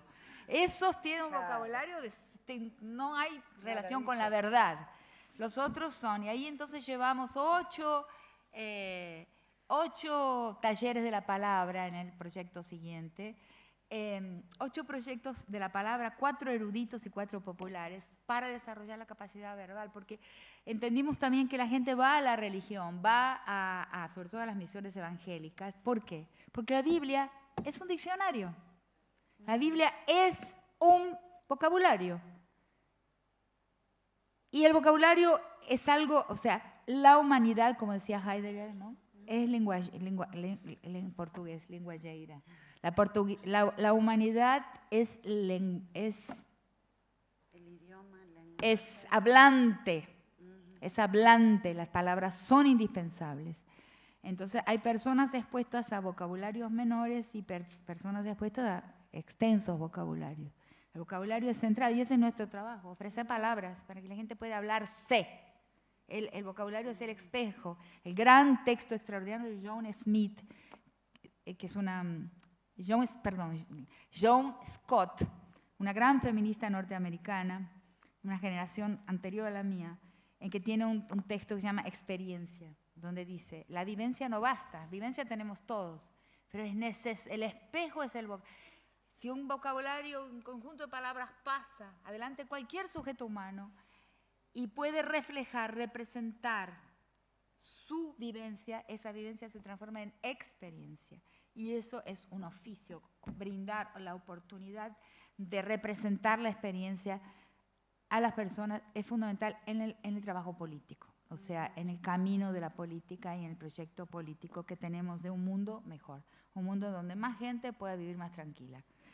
Entonces quiero decir que, ¿qué hacía eso? Quiero dialogar con ustedes sobre eso. ¿Qué digo en ese texto de la crítica del sistema carcelario como pedagogía de la responsabilidad? Que los presos, en nuestros países, que es diferente cuando uno lea las entrevistas con los presos de Estados Unidos, tienen varios, lo que llamo yo el drible de la responsabilidad. Antes lo llamaba el drible de la culpa, pero entendí que no era el drible de la culpa. Culpa es otra cosa. Culpa es distinto a responsabilidad. La culpa no sale de ahí nunca. O sea, si somos sujetos culposos, a no ser que hagamos un enorme proceso de transformación, la culpa está instalada por nuestra civilización judeo-cristiana. Y desinstalarla no es un trabajo fácil. Pero la responsabilidad es otra cosa, y la responsabilidad es esto, capacidad de decir por qué, qué hice, qué fue, responder por mis actos, ¿no? Cosa que el juez Rossi no fue capaz de hacer, porque otra de las cosas que ahora salió en las dos, en una entrevista, en una síntesis de lo que pasó, es que el juez se comportó exactamente igual a Wagner. Él, que los psiquiatras y psicólogos le habían dicho que Wagner no había desarrollado una capacidad de responder por lo que hizo, el juez cuando fue a hacer su defensa hizo lo mismo. No reconoció ningún grado de responsabilidad o de error en lo que había hecho. Son 2 meses iguales, dije yo. Está en las 12 y lo di en una entrevista que está ahí circulando. Son iguales. Entonces, ¿queremos jueces así? No. Queremos un juez y un preso y personas en la sociedad que puedan responder por sus errores humanamente, frágilmente. Queremos una sociedad de frágiles, no una sociedad de poderosos. Bueno, entonces, el preso va a driblar su responsabilidad. Por ejemplo, en Brasil, que es donde estudié. En primer lugar, diciendo, no hice eso, de la forma más simple. Mapeé 8 formas, no las recuerdo de memoria, pero son básicamente esas. No fui yo. Ay. Después le sigue una serie de formas diciendo, bueno, ahora me convertí nacido de nuevo, no sé cómo se dice en español, nacido de nuevo cristiano. Entonces, ese que hizo, no soy yo de ahora. Falso. Porque no hay continuidad entre su tiempo pasado y su tiempo presente. Tiene que haber continuidad. Tiene que haber continuidad en el tiempo y en la transformación, no como el último tipo de drible de la culpa del que les voy a hablar. Entonces, el segundo es, era yo, pero no soy yo más. Así que no me hablen de esto porque seré mi vida, seré de cero. No vale. Otro, no fue el diablo que se encarnó en mí y hizo esto. Otro, no fue mi amigo que me indujo a hacerlo. Yo no soy responsable, él me convenció. Me dijo. Otro, el alcohol, la droga, una pombagira para Brasil, o sea, una entidad que me tomó, etc. Y el último drible de la culpa, que es el más interesante de todos y que es el característico de las entrevistas que he leído con presos por violación en los Estados Unidos. El último es el siguiente drible. Sí, yo lo hice y ese soy yo. Ese también es un drible ¿no es cierto? Un drible de la responsabilidad, porque es un sujeto que no quiere aceptar que está en el tiempo, o sea, que está en la necesaria transformación que es la vida. Él está muerto en su acto. Él se esencializó y se ancló para siempre en su acto. Es el peor de los dribladores de la responsabilidad, ¿no? O sea, es igual al primero que dice no fui yo, el que dice sí fui yo y yo soy eso, son iguales. Porque no reconocen el efecto del tiempo como tiempo de humanización, que es al que estamos sometidos todos, ¿no? Cuando no estamos sometidos al tiempo de la humanización, o sea, el tiempo del cambio, estamos muertos aunque parezcamos vivos. Entonces, eso es, yo creo que escuché en lo que fue presentado antes, dicho de otra forma. Nosotros llegamos filosóficamente, no con la técnica de un psicólogo, un psiquiatra, pero llegamos a eso ahí. Entonces, creo que la palabra, el hablar, el reflejarnos, el entendernos, cuando no somos estelionatarios, cuando no somos fraudadores, cuando no somos un sechún, la palabra es la herramienta indispensable que debemos proveer para que la gente pueda estar en el tiempo, ¿no? Bueno, entonces la pregunta, perdón, porque es lo siguiente. Hablo mucho del mandato el otro eje. El eje horizontal era el disciplinador, moralizador, que moraliza a la víctima y la pone en su lugar y le dice, no, persona no, mujer, ¿no? Y que siempre va a haber defectos y faltas, carencias, imperfecciones en la posición femenina. Porque eso es historia, eso está en Adán y Eva. O sea, eso está, además es planetario. Adán y Eva es un mito planetario, está en los 5 continentes, el mito adánico. La mujer que comete una indisciplina y debe ser disciplinada por el patriarca. Y eso es el génesis de un pueblo. Muchísimos pueblos tribales en el planeta y también el occidente judeocristiano tiene el mismo mito. A la mujer le gustaba mucho el sexo, descuidaba el rebaño, dejaba tendida la sangre menstrual, no cuidaba la flauta, cosas que parecen muy cómicas, pero son todos mitos como el Génesis que van a hablar del principio de la prehistoria patriarcal de la humanidad, o sea, del origen de los pueblos como origen que se da en el disciplinamiento de la mujer y en el comienzo de la ley patriarcal, de la narrativa patriarcal. Entonces, ahí surge el mandato de masculinidad y Y la otra línea, el otro eje que fue más descuidado por los estudios anteriores es el eje de la cofradía masculina. O sea que ahora ya más que cofradía o fratría, les llamo la corporación masculina. O sea, el hombre es presionado desde que sale del proceso edípico y se transforma en sujeto social, es presionado para iniciarse y formar parte de la corporación masculina. Los ojos de los otros, sobre todo los ojos de los otros hombres. El padre cuando le dice al hijo, hijo, eres un hombre, está haciendo un daño a la humanidad incalculable. Está preparando ahí un sujeto para la guerra, un sujeto para la violación, un sujeto para la violencia doméstica. O sea, eso es el hombre, porque es un sujeto capaz de demostrar potencia. ¿Cómo se demuestra potencia? Sobre otro, sobre la vida, sobre los cuerpos, sobre los territorios. O sea, eso es lo que tenemos que desmontar y disolver, ¿no? Entonces, hablo a partir de esta idea de un mandato de masculinidad, que es en realidad el mandato que convierte a los hombres en carne de cañón, porque es lo que es. O sea, además de candidatos al infarto prematuro, porque imagínense tener que demostrar una cosa todos los días de la vida, es insoportable. Nosotras mujeres no tenemos que demostrar nada, lo único que tenemos que hacer es tratar de sobrevivir como consigamos, pero no hacer una demostración de potencia sobre algo. Potencia es poder, y tiene que ser sobre algo. Entonces, ese eje es el que dije, produce la mano de obra reclutable para las guerras de varios tipos, las guerras criminales hoy en día en nuestro mundo, las guerras mareras de pandillas, las guerras, en fin, las mafias y también las policías y los ejércitos. Todos son la masculinidad es una corporación, la mafia es una corporación, tienen la misma estructura. La policía es una corporación, las Fuerzas Armadas son corporaciones, la justicia de los tribunales, de los jueces es una corporación. O sea, el poder es por definición corporativo y la corporación tiene dos características. La iglesia es también una corporación. Entonces, los médicos son una corporación.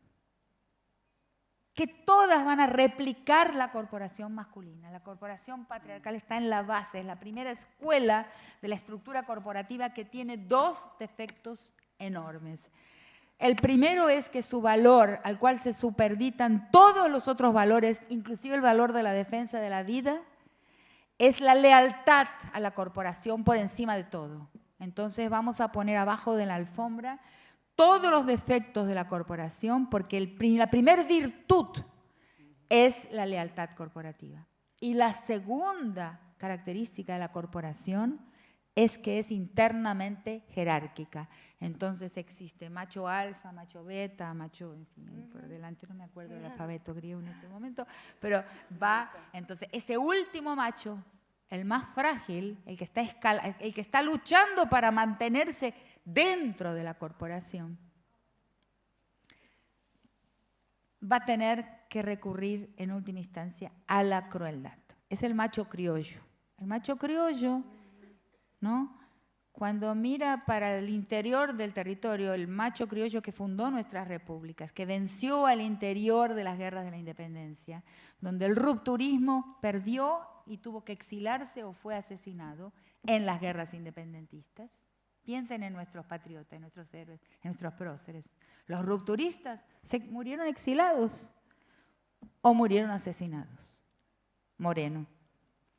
Los continuistas, Saavedra y compañía, son los que vencieron al interior de la gesta independentista. Y eso funda el criollaje salteño, correntino y por ahí, cordobés, y por ahí en todas partes, que funda nuestras repúblicas como permanentemente coloniales hacia el interior. Entonces, ese sujeto criollo, cuando mira hacia adentro, es el blanco, porque es el blanqueado.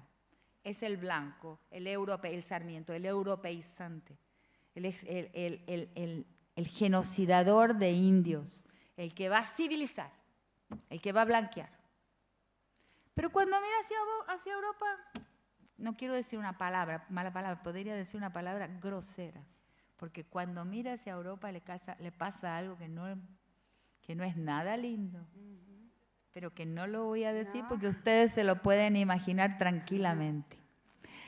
Entonces, ese sujeto doble, ¿no? Inseguro, ese es el macho Z, el macho criollo, el macho de nuestro mundo, que es un macho extremadamente agresivo y violento porque necesita probar algo todo el tiempo al macho alfa. No es suficientemente hombre, no es suficientemente humano y no es suficientemente blanco. Todo eso está junto. Yo creo que la interseccionalidad es necesario leerla históricamente, en el proceso colonial. Entonces ahí está nuestro problema. Y ese problema vincula a la república, la masculinidad, la raza, la precariedad de la vida hoy. ¿Por qué estamos en un mundo cada vez más feminicida? Porque las sociedades indígenas no son feminicidas. Ni tampoco son sociedades de violación, violadoras.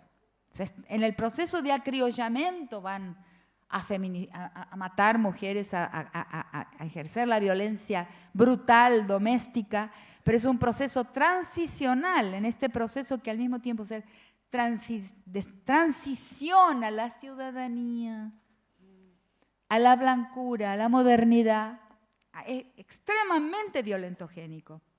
¿Sí? Creo que se entendió sin que tenga que explicar más nada. Sí, perfecto. Okay. Excelente. Bueno,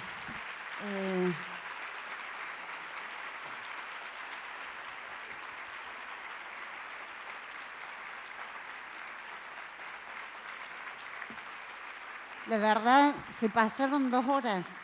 Entonces No tiene control el tiempo. No, pero bueno, agradecerles mucho esa... Sí, está dentro de todo, incluso de las preguntas que se acercaron. La verdad que el diálogo también está en esos rostros, en esas cabezas que se mueven, en esas palabras que se escriben. Bueno, en todo lo que nos han acercado, que ya se lo voy a transmitir ahorita, había un par de preguntas ya armadas porque, bueno, les quiero decir que hemos suprimido un panel donde estaba Daniel Mazara, que es secretario de Derechos Humanos de Villa María y que viene trabajando desde hace muchos años por el tema de las masculinidades. Si quieres pararte, Daniel, así te conocen todos. Ahí está. No me di cuenta No hay problema. Y también agradecerle porque suprimimos ese panel a Mariela Yesurón, que es una profesional de nuestros equipos que trabaja en las cárceles con los femicidas. El gobierno de Córdoba tiene un programa para femicidas en las cárceles y ella es la que conduce ese equipo, así que si te podés parar para que también te conozcan y te aplaudan, Mariela.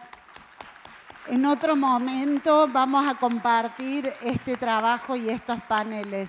La verdad que, bueno, se ha excedido muchísimo el tiempo. Vamos a suprimir el desayuno y vamos a almorzar ahora. Y vamos a aprovechar que después de 2 días de viaje llegó Roberto Garda hace un ratito. Así que almorzamos y nos volvemos a encontrar aquí. Pero fuerte aplauso. Claudia. De pie para despedir a Rita. Claudia, tenemos unos regalitos, lo hacemos ahora. No se vayan un segundo. Vieron que siempre estamos haciendo desde Córdoba, tratamos de acercarles algunos presentes, que hoy en realidad son muchos. Así que si nos esperan 2 segundos más, gracias por todo lo que han estado aquí participando, el silencio, el respeto.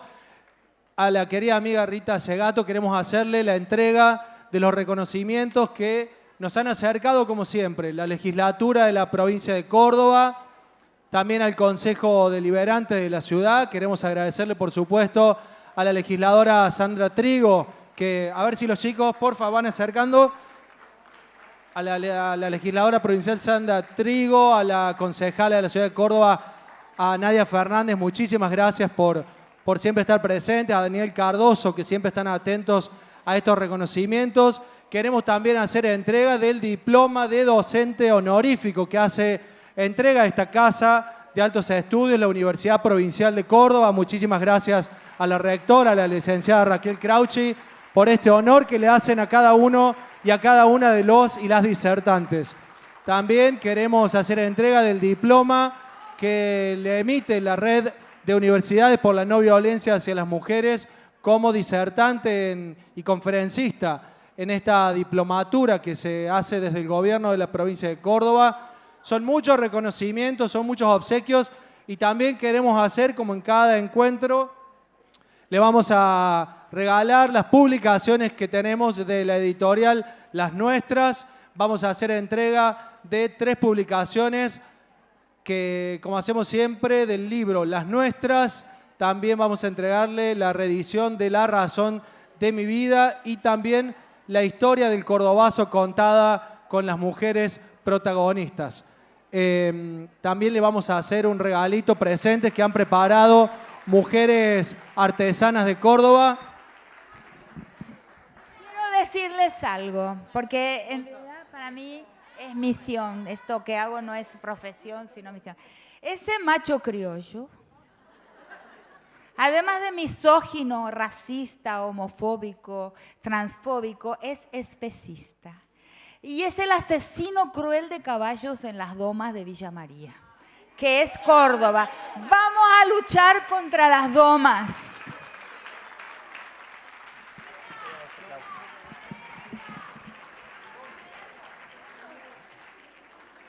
Bueno, y como lo hacemos siempre, vamos reconociendo y destacando el labor y el trabajo de las mujeres artesanas. Así que queremos nuevamente hacer entrega a Rita de esta, creo que es pashmina, ¿no? Algo así. ¿O cómo? Corríjanme si me equivoco. Yo le diría bufanda grande, pero creo que... Hecho, y quiero que presten especial atención a esa pequeña muñeca que está por entregarle Claudia. Son unas pequeñas distinciones que nos han acercado, que tienen que ver con una simbología muy especial, confeccionadas totalmente a mano, hechas por mujeres artesanas, y en esta ocasión la muñeca que se le va a hacer entrega refleja el trabajo de las mujeres tejedoras, y así lo vamos a ir haciendo en los distintos encuentros con distintas representaciones de labor de mujeres que queremos ir destacando y reconociendo en esta diplomatura. Así que, como siempre, agradeciendo tanto a la legislatura provincial. Atención, voy a interrumpirte un minuto. Que no sean solamente cuerpos de mujer, que sean mujeres que empiecen a pensar en cómo es una gestión femenina, cómo es una política en clave femenina. Una política sin hegemonía, sin atesoramiento de poder, que va por otros caminos. No es la política de la acumulación de fuerzas, por ejemplo, que es la que se practicó y se practica habitualmente. Tenemos que pensar desde cero, o sea, tenemos que pensar un mundo nuevo donde, donde la política tenga otras prácticas distintas a las prácticas institucionales del presente. Es difícil, es un desafío a la imaginación. Sí, por la libertad de Milagro, claro que sí, la libertad irrestricta de Milagro Sala. Uy, por una... Sí, no puedo decirlo, por una simple razón. Puedo decirlo, pero yo no soy vivo en Brasil, pero nunca me naturalicé brasilera. Nunca adquirí la nacionalidad, podría haberlo hecho, no lo hice. Entonces no puedo emitir una opinión política. Ustedes pueden, porque ustedes viven en Argentina. Es complejo para mí, porque yo vivo en un país, o sea, recibo tengo mis alumnos, conduzco un grupo de investigación sobre antropología y derechos humanos, recibo mi jubilación, mi beca de investigación, pero no soy una ciudadana de ese país. Sí, Berta Cáceres presente. ¿Cómo te puedo decir? ¿Cómo se llama? Ay, me dio. Marielle Franco, presente. En eso me siento muy, muy cómoda, muy cómoda. En lo otro, yo no tengo politicidad en el Brasil, porque soy una extranjera. Es raro, ¿no? 40 y, no sé, 35 años de vida, en un país en el que nunca pasé a ser una nacional.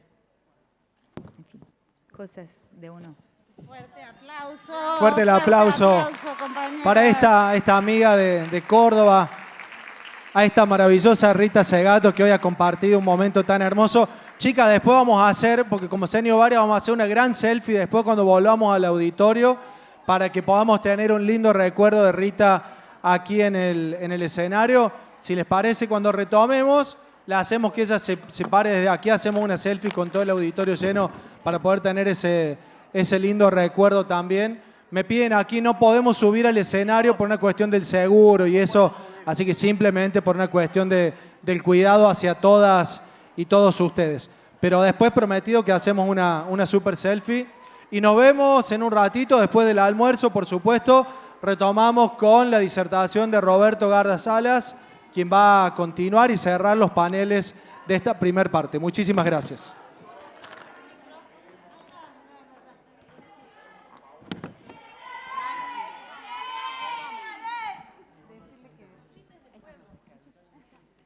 Quiero decirles que el tema del aborto es no solamente un tema de salud, sino un tema de violencia. Porque la prohibición, o sea, la exigencia de que una mujer tenga dentro de su cuerpo algo que no desea tener, equivale a una violación. Entonces, como he dicho y repito, la prohibición del aborto, la obligación de mantener dentro de nuestro cuerpo algo que no deseamos, es igualito a la experiencia de ser violada. Y entonces la prohibición del aborto es la peor de todas las violaciones porque es una violación de Estado. Por lo tanto, el tema del aborto es un tema de violencia. Es una violencia igual que la de la dictadura, pero es una dictadura sobre las mujeres. Es de un gobierno autoritario sobre las mujeres en el sentido de que es una violencia estatal sobre nosotras.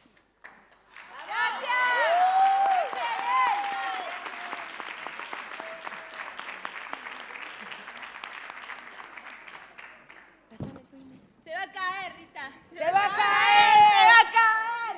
¡Abajo el patriarcado! ¡Se va a caer! ¡Se va a caer! ¡Abajo el feminismo que va a vencer! ¡Que va a vencer! Pero no hablemos, pero el feminismo no debe hablar en victorias y en derrotas. Se va a caer.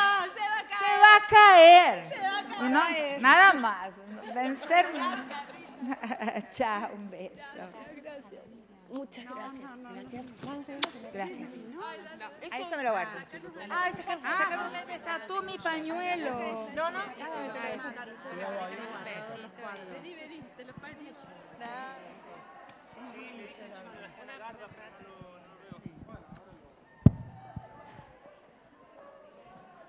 Por favor, hay que tener cuidado con eso. Sí, sí.